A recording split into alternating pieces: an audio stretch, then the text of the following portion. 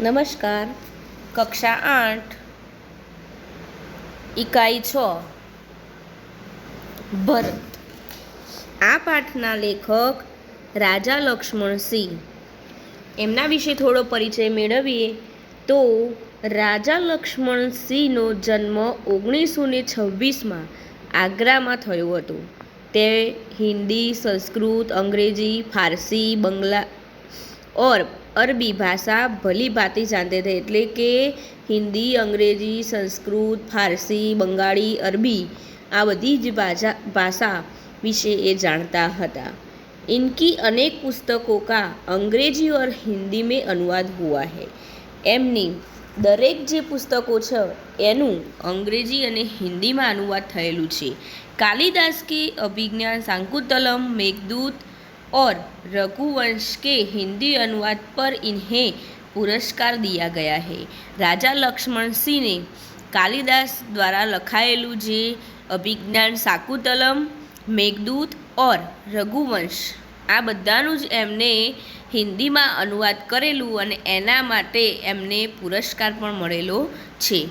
આ પાઠની અંદર જોઈએ તો ભરત એક પાત્ર આ નાટકની અંદર એટલે કે અભિજ્ઞાન શાકુંતલમ છે એનું હિન્દીમાં અનુવાદ રાજા લક્ષ્મણસિંહે કરેલું અને પ્રસ્તુત પાઠ આનો એક નાટકનો અંશ લીધેલો છે. ऋषि कर्ण के आश्रम में शकुंतला का पुत्र भरत एक सिंह शावक के साथ खेल रहा है. અને ઋષિ કર્ણ જે આશ્રમ હતો અને એમાં શકુંતલાનો પુત્ર ભરત એક સિંહના બચ્ચા સાથે રમી રહ્યો હતો અને એની વાત આ પાઠની અંદર કરેલી છે. आश्रम में रहने वाली 2 तपस्विनियों बालक को रोकने का प्रयत्न कर रही है. राजा दुष्यंत छुपकर इस मनोहर दृश्य का आनंद ले रहे हैं. અને આશ્રમમાં 2 તપસ્વિનીઓ રહે છે અને બાળકને રોકવાનો પ્રયત્ન કરે છે અને રાજા દુષ્યંત ચોરી છુપીથી આ મનોહર दृश्यનો आनंद લઈ રહ્યા છે. बालक के प्रति सहज आकर्षक से वे रोमांचित है. उनसे रहा नहीं गया और वे बालक के पास पहुंच गए. उसे गोद में उठाकर प्यार किया. वे सोचने लगे काश यह बालक मेरा पुत्र होता. दोनों तपस्विनियों की बात से उनसे पता चला कि यह बालक उन्हीं का पुत्र है. यह जानकर वे खुशी से झूम उठे. તો જે આ પાઠની અંદર આપણે ટૂંકની માહિતી મેળવીએ તો શકુંતલાનો પુત્ર ભરત એક સિંહ શાવક એટલે કે સિંહના બચ્ચા સાથે ખેલતો હતો એટલે કે રમતો હતો અને 2 તપસ્વિનીઓ આ બાળકને રોકી રહી હતી અને આ બધું દ્રશ્ય દુષ્યંત ચોરી છુપીથી જોઈ રહ્યો હતો અને પછી બાળક એનાથી રહેવાયું નહીં એટલે બાળક પાસે પહોંચી જાય છે અને ગોદમાં લઈ લે છે એટલે પોતાના ખોળામાં લઈ અને પ્યાર કરે છે અને સોચવા લાગે છે એટલે કે વિચારવા લાગે છે કે કાશ આ બાળક મારો પુત્ર હોત તો.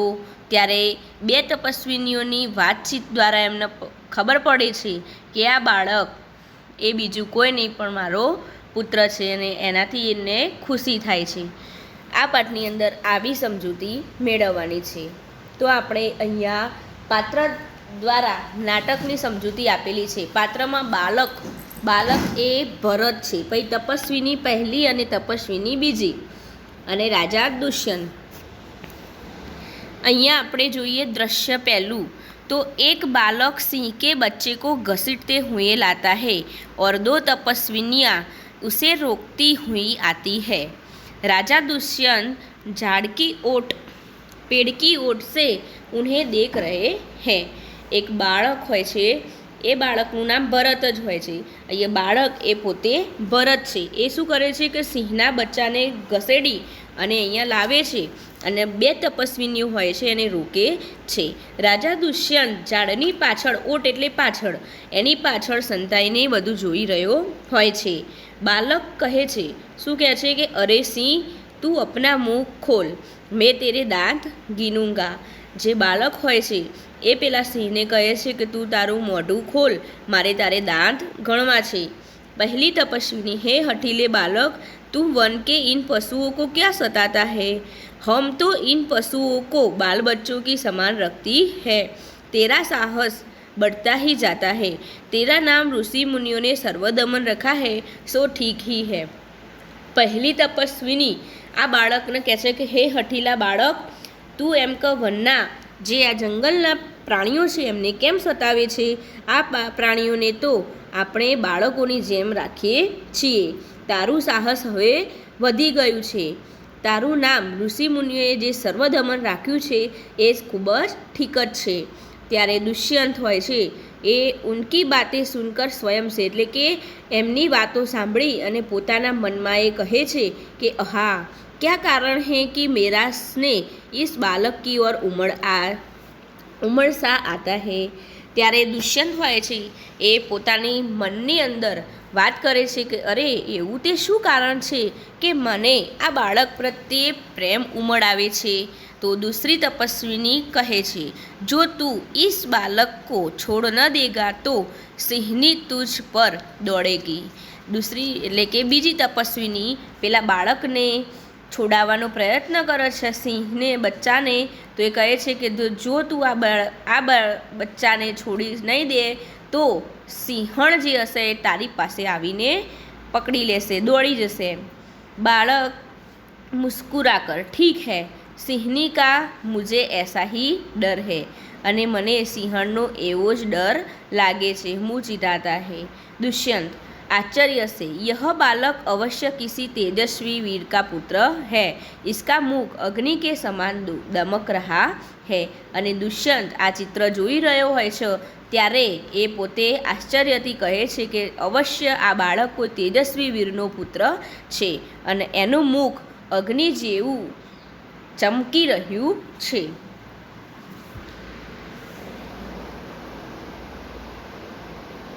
पहली तपस्विनी कहे छे कि हे प्यारे बालक, सिंह के बच्चे को छोड़ दे, मैं तुझे खिलौना दूंगी. પહેલી તપસ્વીની કહે છે પેલા બાળકને, હે પ્યારે બાળક, તું એમ કા સિંહના બચ્ચાને છોડી દે, હું તને રમકડા આપું છું.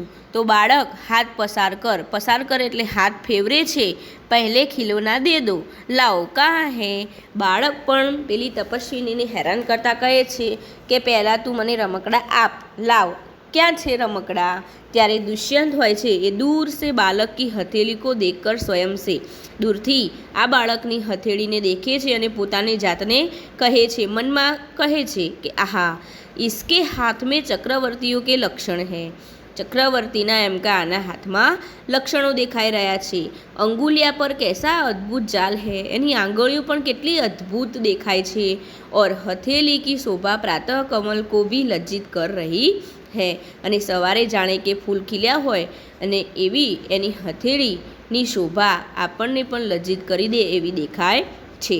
દૂસરી તપસ્વીની એ વખતે બાળકને પણ કહે છે કે હે સખી સુવ્રતા, એની પહેલી તપસ્વીની હોય છે એને પોતે સખી સુવ્રતા કહે છે.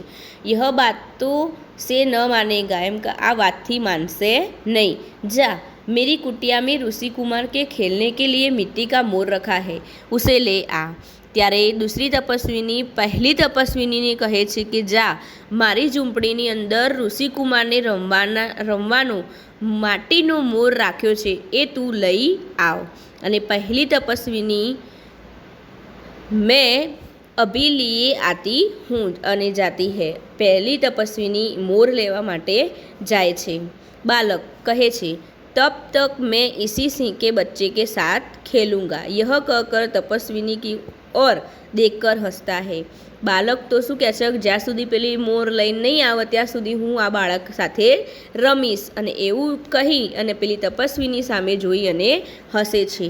दुष्यंत आप ही आप, इस सुंदर बालक से खेलने को मेरा मन कैसे ललचाता है. आह भरकर धन्य है वे मनुष्य जो अपने पुत्र को गोद में लेकर अनेक अंग की धूलि से अपनी गोद मेल करते हैं और पुत्रों के मुख अकारण हंसी से खुलकर उज्ज्वल दांतों की शोभा दिखाते और तुतले वचन बोलते हैं. અને દુષ્યંત હોય છે મનની અંદર બોલે છે, પોતાની જાતે મનમાં ને મનમાં કહે છે કે આ સુંદર બાળકની સાથે રમવાનું મારું મન લલચાય, કેવી રીતે મારું મન લલચાઈ રહ્યું છે. ધન્ય છે તે મનુષ્યને કે જે આ બાળકને ગોદમાં લઈ અને એની આંગળીઓની જે ધૂલ છે એનાથી પોતાનો ખોળો મેલો કરી દે છે અને પુત્રના આ મુખનું જે અકારણ હસી છે એ ખુલકર ઉજ્જવલ દાંતોની શોભા દેખે છે અને જે તોતડું વચન કહેવાય એ બાળક બોલે છે એનાથી એ પ્રભાવિત થઈ જાય છે। दूसरी तपस्विनी, क्यों रे ठीक ठीक તું મેરી બાત ક્યાં કાન નહીં ધરતા। दूसरी तपस्विनी કહે છે કે શું બાળક તું મારી વાત કેમ માનતો નથી। ઇધર ઉધર દેખકર કોઈ ઋષિકુમાર યા હે। અને दूसरी તપસ્વિની હોય છે એ આજુબાજુ જોવે છે અને કહે છે કે કોઈ ઋષિકુમાર યહાં અહીં છે। तो दुष्यंत को देखकर हे महात्मा तुम ही आओ और कृपा करके इस बलि बालक के हाथ से सिंह के बच्चे को छुड़ाओ। અને બીજી દુષ્યંતની સામે આ दूसरी તપસ્વીની હોય છે એ જોવે છે અને કહે છે કે હે મહાત્મા તમે જ આવો અને કૃપા કરી અને આ બળવાન બાળકને હાથમાંથી સિંહના બચ્ચાને છોડાવો। दुष्यंत, अच्छा बालक के पास जाकर और हंसकर हे ऋषि कुमार तुमने तपोवन के विरुद्ध यह आचरण क्यों सीखा है जिससे तुम्हारे कुल की लाज जाती है।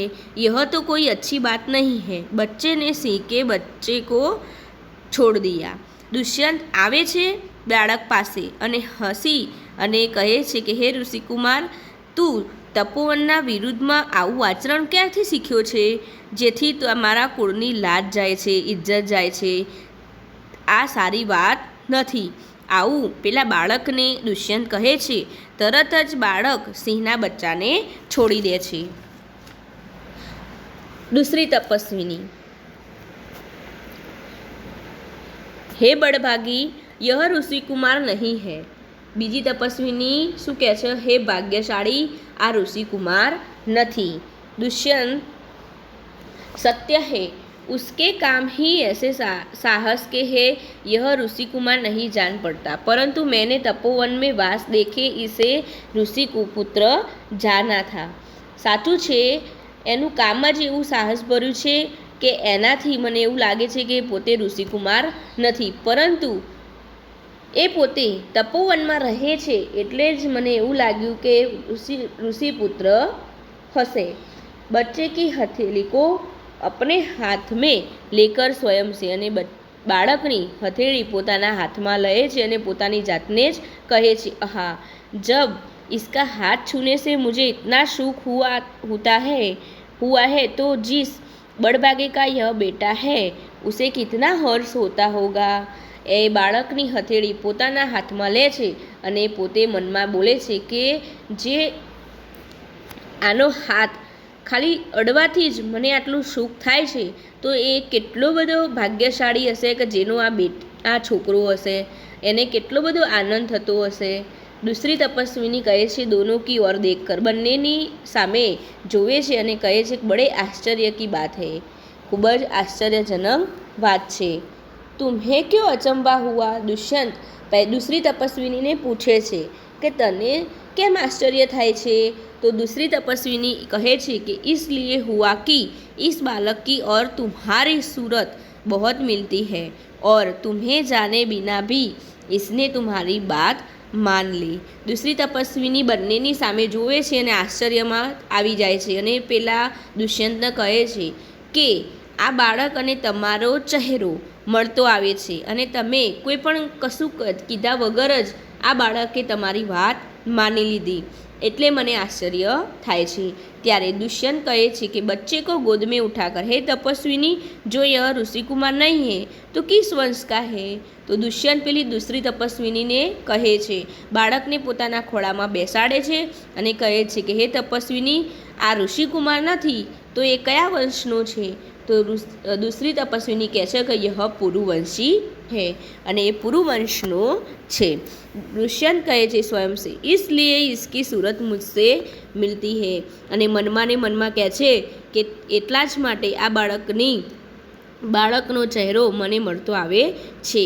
बच्चे को गोद से उतार कर पुरुवंशियों में यह रीति तो निश्चित है कि युवा अवस्था में वे महलों में रहकर पृथ्वी की रक्षा और पालन करते हैं और वृद्धावस्था आने पर वह वन के जितेंद्रिय तपस्विनियों के आश्रम में वृक्षों के नीचे कुटी बनाकर रहते हैं।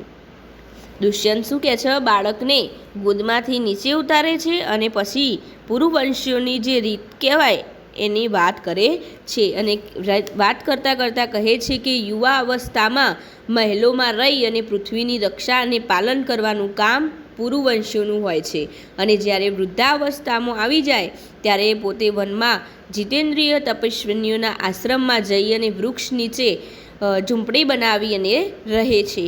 देवता जैसी शक्ति वाला यह निडर और असाधारण बालक मनुष्य का पुत्र भला किस प्रकार होगा.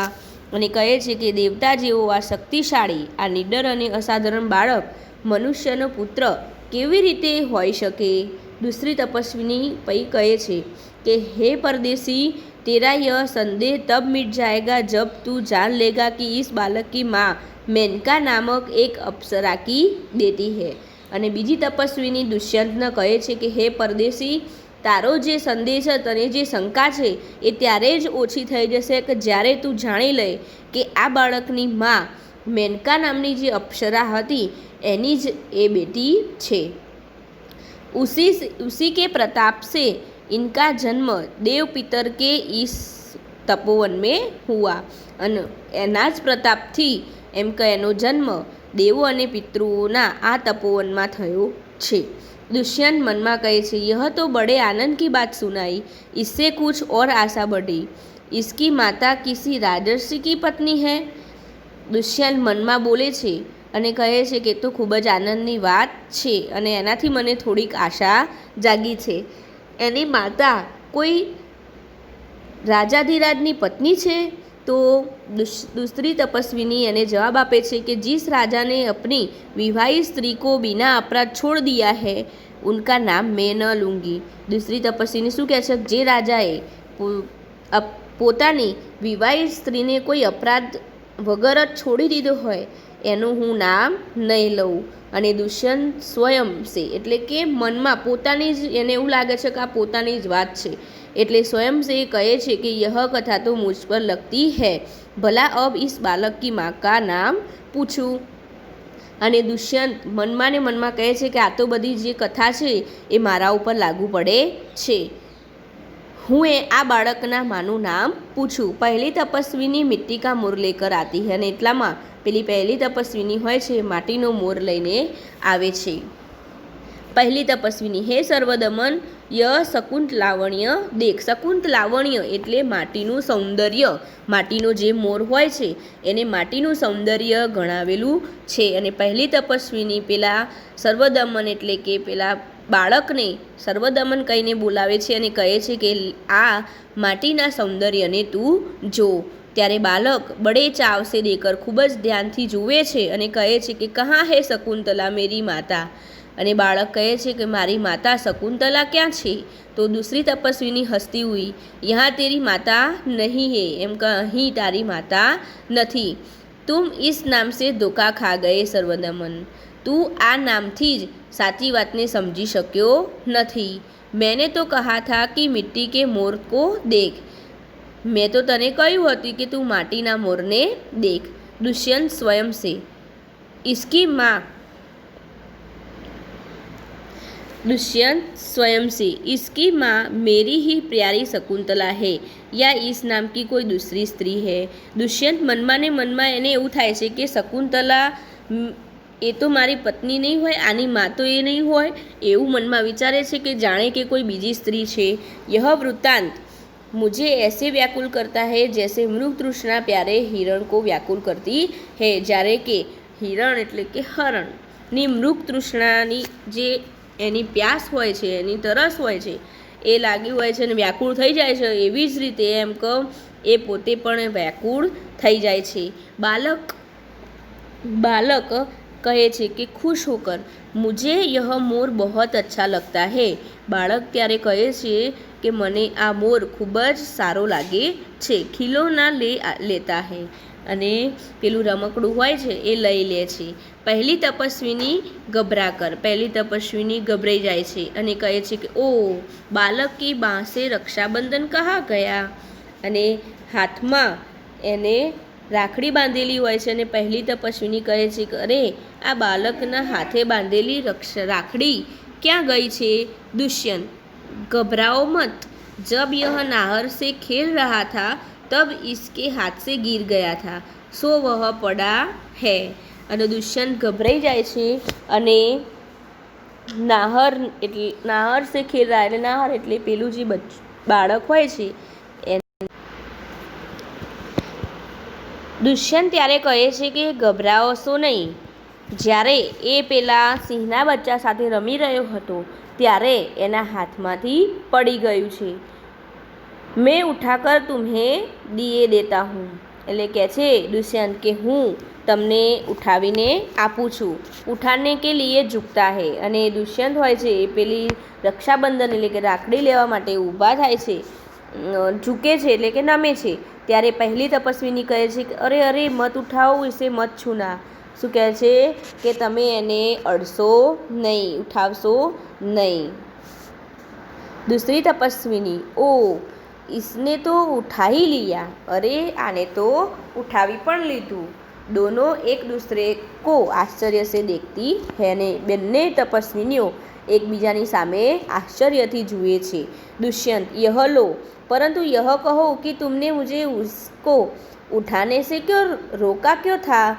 ત્યારે દુષ્યંત એમને પ્રશ્ન કરે છે કે આલો રક્ષાબંધન, પરંતુ તમે મને એમને ઉઠાવવા માટે શા માટે રોક્યો હતો? તો દૂસરી તપસ્વીની કહે છે કે इस रक्षाबंधन का नाम अपराजित है. આ જે રક્ષાબંધન છે એનું નામ अपराजित है. जिस समय इस बालक का नामकरण हुआ था तब महात्मा मरीचि के पुत्र कश्यप ने यह धागा दिया था. જ્યારે આ બાળકના નામકરણ થયું હતું અને એ સમયે મહાત્મા મરીચિનો પુત્ર જે કશ્યપ હતો એ કશ્યપે આ દોરો આપ્યો હતો. इसका गुण है कि कभी यह धरती पर गिर पड़े तो इस बालक के माता पिता को छोड़कर इसे कोई दूसरा न उठा सके. અને આ જે અપરાજિત દોરો હતો એનો ગુણ એવો હતો કે જો આ દોરો ધરતી ઉપર પડી જાય તો આ બાળકની માતા પિતા સિવાય કોઈ એને ઉઠાવી શકે નહીં. દુષ્યંતે પછી પ્રશ્ન કરે છે ઓર જો કોઈ ઉઠા લેતા તો ક્યાં હો, એમ કે જો કોઈ બીજું ઉઠાવી લે તો શું થાય? તો પહેલી તપસ્વીની કહે છે કે યહ તુરંત સાપ બનકર ઉસે ડસતા હૈ, અને જો એમ કે કોઈ બીજું કોઈ ઉઠાવી લે તો તરત એ દોરો સાપ બની જશે અને ડંખ મારી દેશે.